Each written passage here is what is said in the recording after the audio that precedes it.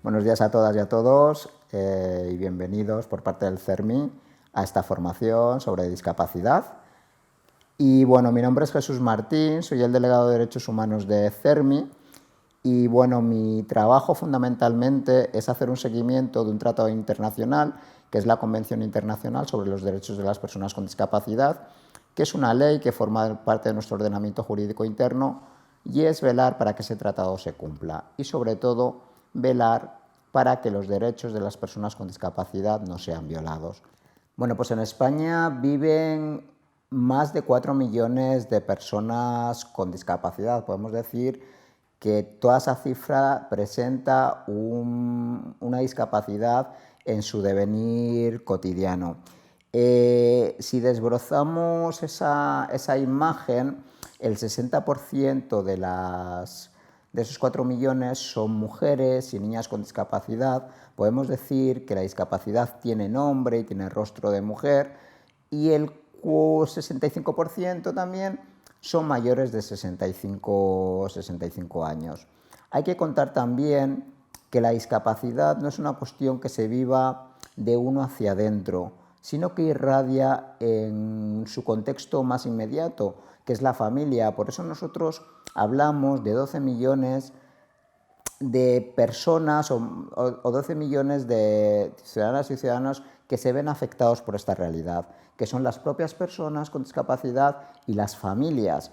Por esto que yo te comento, que es en realidad que las personas con discapacidad, sobre todo cuando éstas nacen o aparece la discapacidad en entornos o en estadios muy tempranos, pues tiene un efecto o irradia muy directamente en la familia. La discapacidad es un hecho social, es una circunstancia personal que está comprobada y evidenciada en todas las comunidades humanas.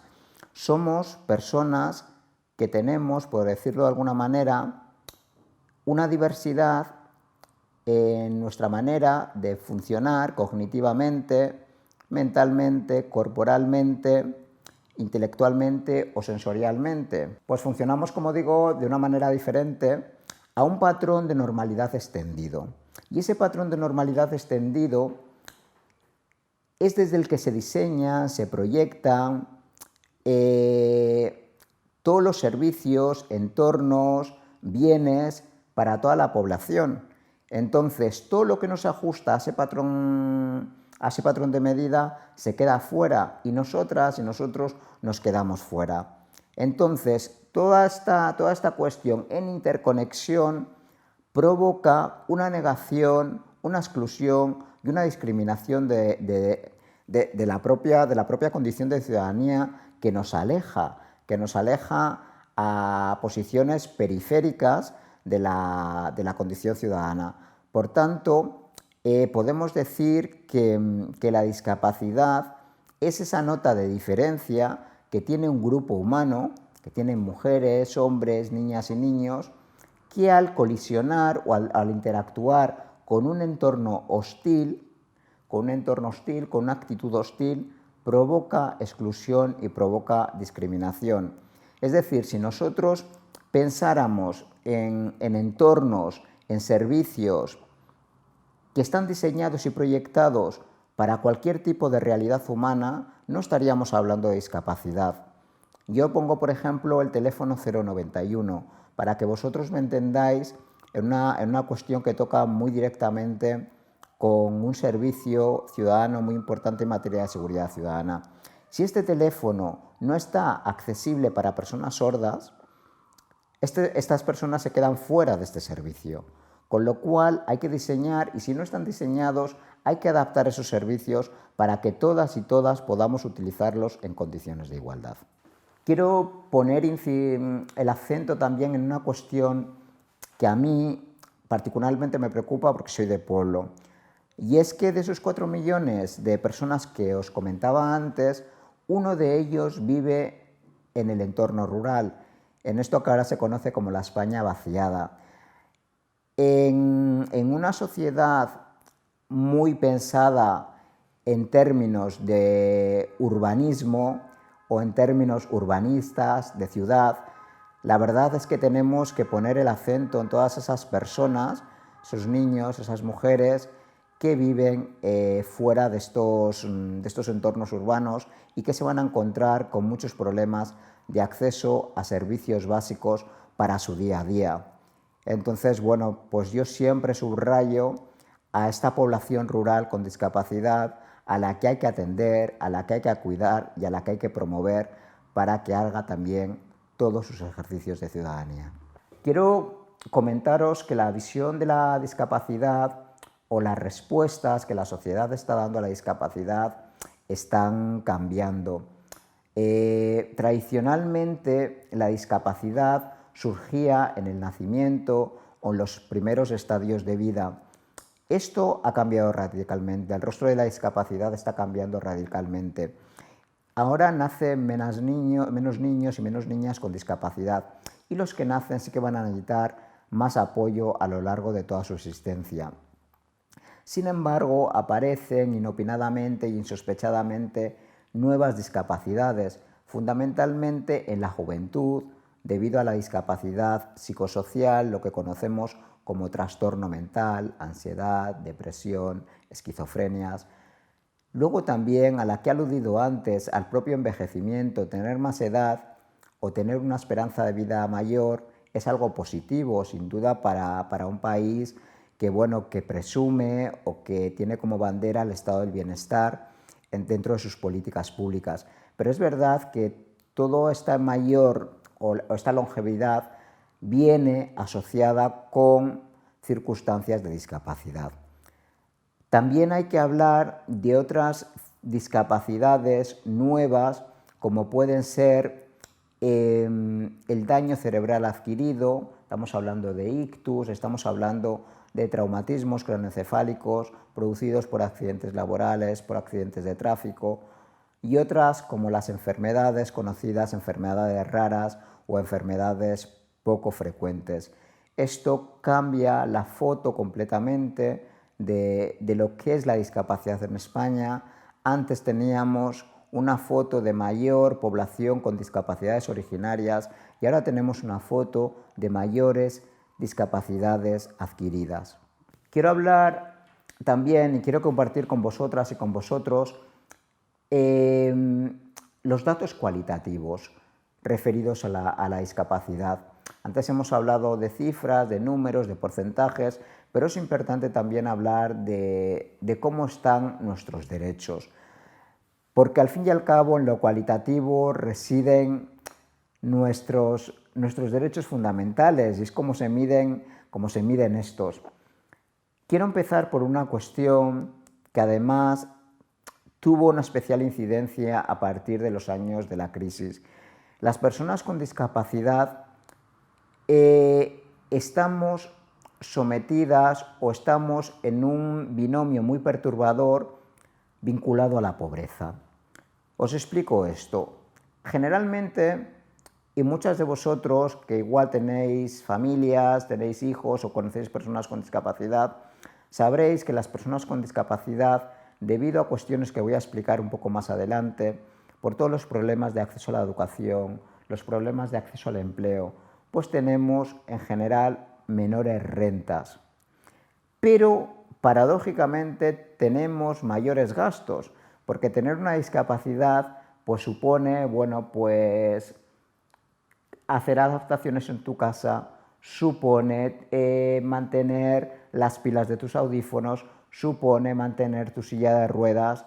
También en el caso de las enfermedades poco frecuentes, pues mantener el tema de medicación, el tema de ir a centros hospitalarios, todo eso tiene una repercusión en nuestra economía. Por tanto, estamos sometidos a una situación de mayor pobreza que también tenemos que paliar.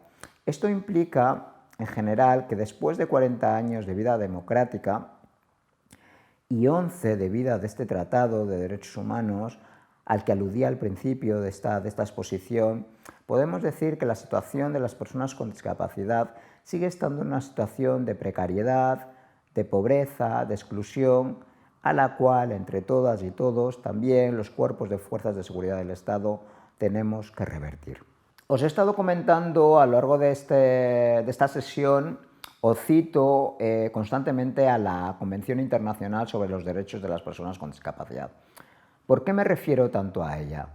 Porque este Tratado de Derechos Humanos, que es el primero de este nuevo siglo XXI, va a cambiar completamente y radicalmente la mirada hacia las personas con discapacidad. Cambia el paradigma, pues antes, bueno, pues se nos veía como seres más prescindibles, como seres a los que había que curar, y ahora se nos ve y se nos reconoce como con todos nuestros derechos humanos. Este tratado tiene tres consecuencias fundamentales. Primero, la visibilidad de este grupo humano dentro del sistema de protección de Naciones Unidas.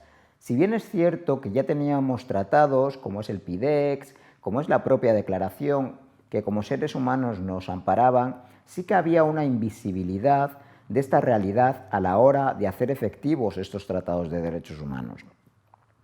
También es importante la asunción indubitada de que la discapacidad es única y exclusivamente una cuestión de derechos humanos.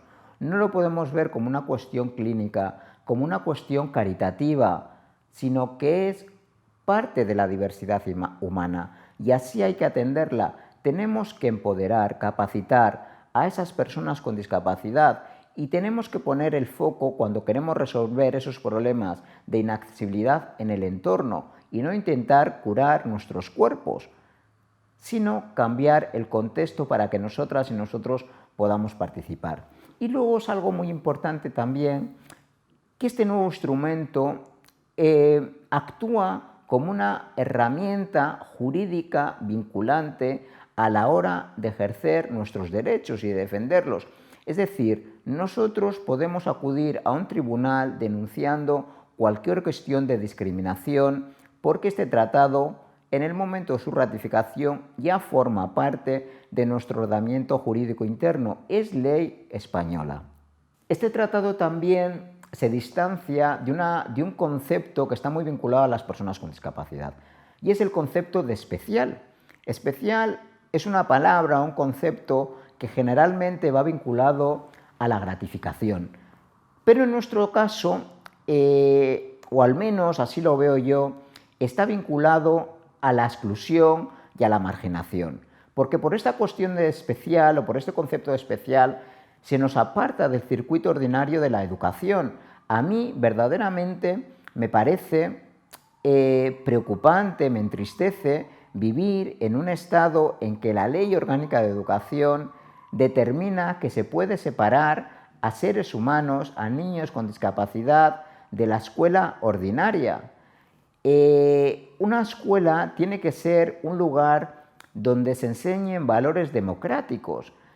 Y si al mismo tiempo que invocamos esa inclusión y paralelamente estamos permitiendo clasificar a la infancia, ahí algo pasa. La diversidad y la inclusión deben ser la norma, porque la escuela representa esa oportunidad embrionaria para generar afectos, para generar tolerancia, para apoyar derechos. Y entonces, por una parte, con esta exclusión o con estas segregaciones educativas, por una parte le estamos diciendo a los niños con discapacidad, sobre todo aquellos que tienen unas discapacidades más intensas, que no pueden mezclarse con otros niños y otras niñas. Pero también es importante destacar que estamos diciéndole a los niños sin discapacidad o los estamos convirtiendo en excluyentes sin quererlos. Porque al impedir este tipo de convivencia, pues esos niños sin discapacidad y con discapacidad van a ser los adultos del mañana. Y como adultos de mañana, seguramente que si conviven, se quieren y ven a niños con parálisis cerebral, con síndrome de Down o con trastorno del espectro del autismo, pues seguramente no van a repetir los patrones que vivimos ahora los adultos con discapacidad de discriminación, porque tendrán muy integrado dentro de sí que esos niños eran sus amigos y que esos niños se llamaban Juan, Laura, Paula, etc. Y entonces es muy importante construir una escuela de afectos, de convivencia, de tolerancia y de respeto. Pero por esta calidad especial también se nos aparta y se nos interna en centros fundamentalmente a las personas con trastorno mental, personas con discapacidad intelectual, al margen de nuestra voluntad.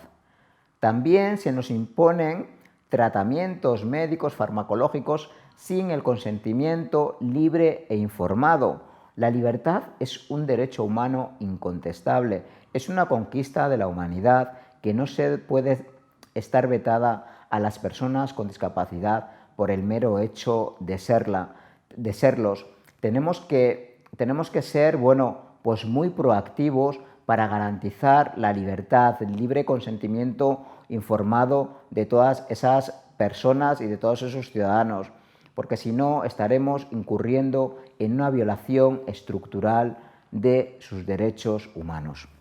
Yo, a la luz de todo este tipo de cuestiones que os estoy comentando, cabría preguntarnos si queremos vivir juntos, porque al fin y al cabo de eso se trata, de vivir juntos, de vivir en comunidad, de vivir en igualdad de condiciones. Y a la luz de todas estas cuestiones que hoy estoy relatando, pues de verdad que todavía queda mucho por hacer.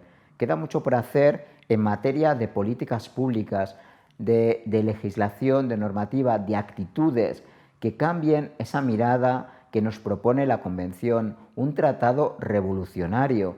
Tenemos que ser conscientes de que las leyes que aprobamos en el Parlamento, que es donde reside nuestra soberanía nacional, son leyes que todos tenemos que integrar en nuestro quehacer diario, porque al fin y al cabo el incumplimiento de esas leyes van a tener un efecto muy nocivo en el bienestar y sobre todo en la felicidad de muchas personas con discapacidad. Esta convención vino para decirle al mundo una cuestión muy clara, que la nuestra es una realidad de derechos y solo puede ser asumida, respetada y planteada de esa manera.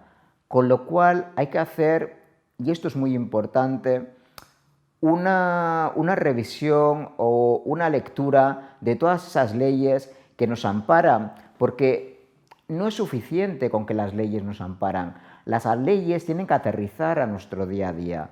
Y en la práctica de la seguridad ciudadana, en la práctica policial, pues hay que tener en cuenta pues que hay personas que son, como decía al principio, diferentes a este patrón estándar, que son personas que tienen este tamaño como el que tengo yo. Hay personas que no oyen, personas que utilizan la lengua de signos. Esas personas, si por ejemplo a la hora de hacer una detención las maniatamos, se van a quedar completamente incomunicadas. Tenemos que crear protocolos que sean sensibles a esa realidad.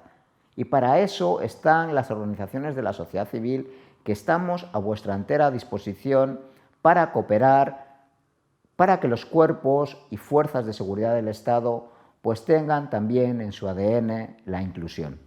Los derechos humanos siguen siendo una realidad precaria y lejana a las personas con discapacidad.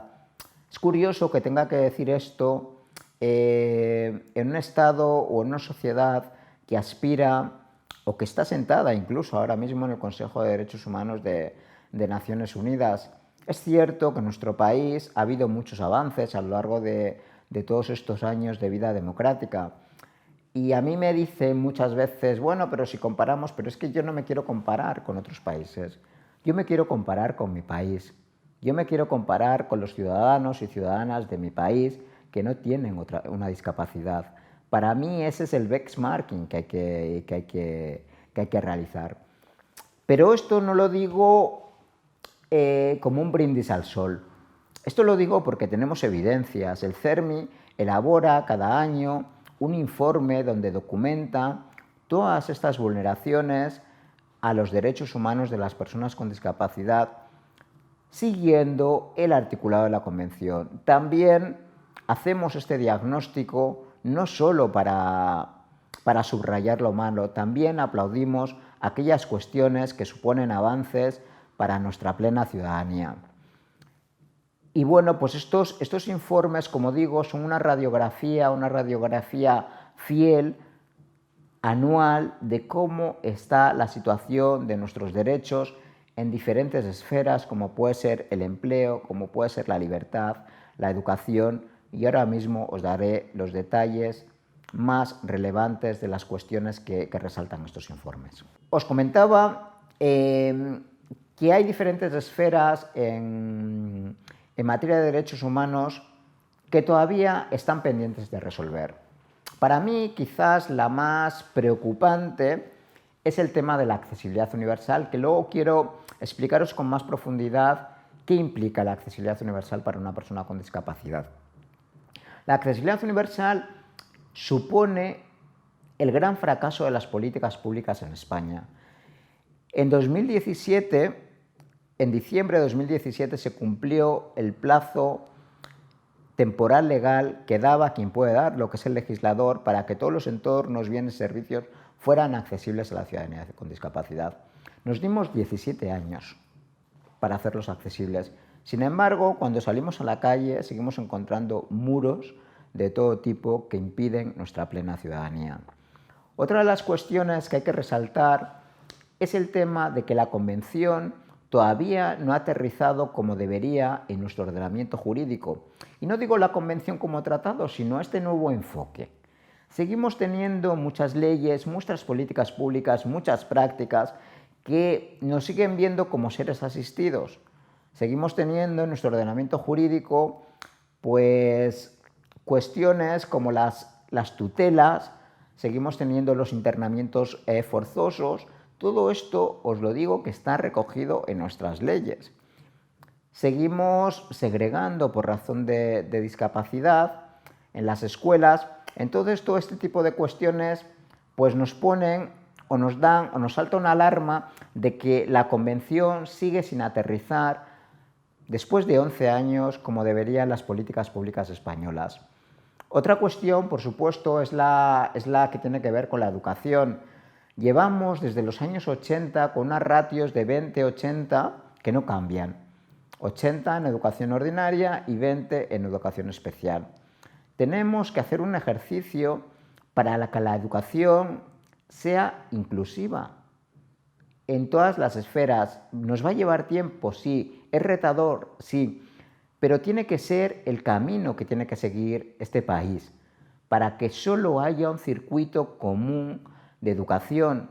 Hay que hablar con las familias, por supuesto, hay que hablar con los agentes educativos, con la sociedad civil, pero entre todas y entre todos, si Portugal lo ha hecho y lo hizo en plena crisis económica y tiene ahora un 98 en ordinaria y un 2 en especial, creo que en nuestro país tenemos pues, potencial suficiente y talento suficiente para poder conseguirlo. También la crisis económica. La crisis económica tuvo un impacto muy severo en nuestras vidas. Se recortaron a las personas que estaban en mayor situación de vulnerabilidad, especialmente a niños, en violencia de género y también en protección social a la discapacidad. Esos recortes todavía no se han revertido. También quiero poner el acento en las comunidades autónomas y los ayuntamientos. Ellos también tienen que ser garantes del cumplimiento de esta convención. Muchas veces se piensa que los tratados de derechos humanos solo interpelan a los gobiernos, a la Administración General del Estado, y no es así. Las administraciones autonómicas tienen muchas competencias, todas ellas, muchas de ellas en servicios sociales, en sanidad, en educación, deben hacer apología de esta convención. Deben dar un buen ejemplo de la convención. También los ayuntamientos. Los ayuntamientos son esas administraciones más cercanas a la ciudadanía. Entonces, ir a un cine, ir a un teatro e ir a un parque donde los niños y niñas con discapacidad no pueden jugar, pues es una mala práctica, una práctica nociva para cualquier política municipal. Pero quiero poner también y subrayar el tema de las mujeres y las niñas. Fijaros, formamos un 9%, casi un 10% de la población con discapacidad, pero aportamos un 20% de víctimas de violencia machista. También en nuestro Código Penal, en el artículo 156, se permite la esterilización a niñas y mujeres con discapacidad. No habla del Código Penal específicamente de mujeres y niñas, habla de personas con discapacidad, pero en la práctica se aplica a mujeres y niñas con discapacidad, porque son las que pueden quedarse embarazadas, con lo cual hay una perversión entre machismo y estigma hacia las mujeres y niñas, hacia las personas con discapacidad. Con lo cual hay que poner el acento, hay que subrayar especialmente a este colectivo dentro de un colectivo que son las mujeres y niñas con discapacidad, porque sufren no una doble, sino una triple y múltiple discriminación por el hecho de ser simplemente mujeres.